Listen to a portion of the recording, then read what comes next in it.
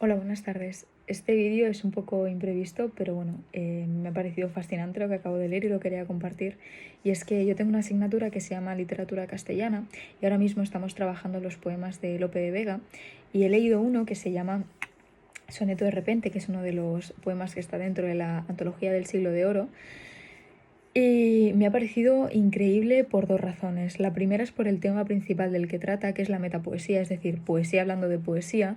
Pero esto, ¿por qué, no? Y es algo que cuando lo he leído en un primer momento he pensado, esto debe ser un apóstrofe, porque en la primera palabra que utiliza, bueno, la primera palabra al final del primer verso es violante.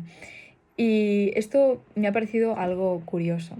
Y es que el propósito que tiene en este caso Lope de Vega al hacer este soneto es, hay una dama que se llama en este caso Violante que le hace una petición sobre cómo crear un soneto, ¿no? Y ya veréis que Lope de Vega, ¿no? Con toda su modestia se intenta hacer justamente el modesto, pero vemos como su brillantez es, o sea, llega a extremos tan...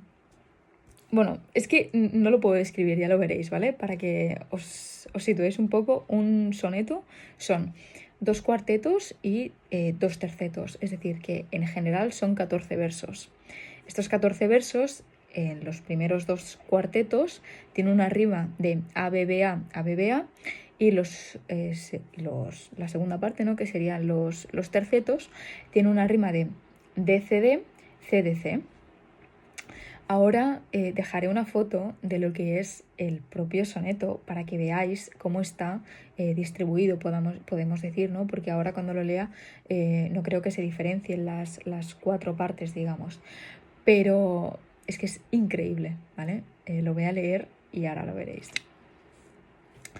Un soneto me manda a hacer Violante, que en mi vida me ha visto en tanto aprieto. 14 versos dicen que es soneto, burla burlando, van los tres delante. Yo pensé que no hallara consonante y estoy a la mitad de otro cuarteto. Mas si me veo en el primer terceto, no hay cosa en los cuartetos que me espante. Por el primer terceto voy entrando, y parece que entré con pie derecho, pues fin con este verso le voy dando. Ya estoy en el segundo y aún sospecho que voy los 13 versos acabando.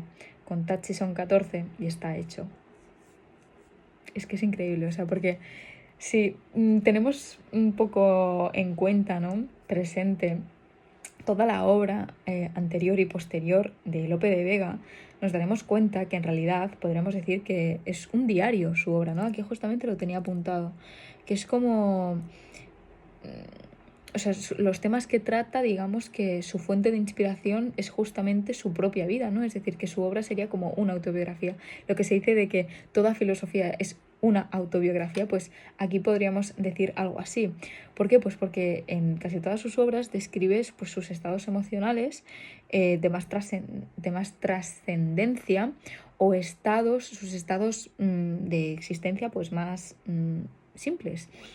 Y aquí pasa todo lo contrario, se trata de un soneto, de un poema totalmente desprovisto de sentimientos, pero igualmente vemos como su ingeniosidad es increíble, pero en cambio no lo podemos comparar con Góngora, ¿no? Que formaría parte de ese culteranismo, de ese gongorismo que justamente se llama, por eso se llama así, ¿no? No, porque aquí vemos cómo lo podemos entender todo a la perfección, e incluso aunque forme parte el soneto de la parte más culta, ¿no? De esa parte que se alejaría de la más tradicional, porque viene de origen ite, ita, it, italaniza, bueno, viene de Italia, perdón. Vemos como esas raíces, ¿no? Italianas de esos precursores del Renacimiento que fueron Dante, Boecio y Petrarca siguen presentes, pero además, como digo, la propia ingeniosidad de Lope hace justamente que entendamos a la perfección por qué el Siglo de Oro se acabaría denominando así, ¿no? Sí que es verdad que tenemos que tener en cuenta también, pues como he dicho antes, pues a Góngora, a Quevedo, pero es que igualmente a mí, por cómo se estructura toda su formación, bueno, toda su obra, ya no solo poética, sino incluso también teatral, aunque nosotros en el instituto no la estudiemos, me parece fascinante. Y cuando he leído este poema, que es justamente el último, creo que es el número 16 de la antología poética del Siglo de Oro, que hay 20 poemas, pues es el número 16. Me ha parecido increíble y esto lo quería compartir porque, como vuelvo a repetir, es que me ha fascinado.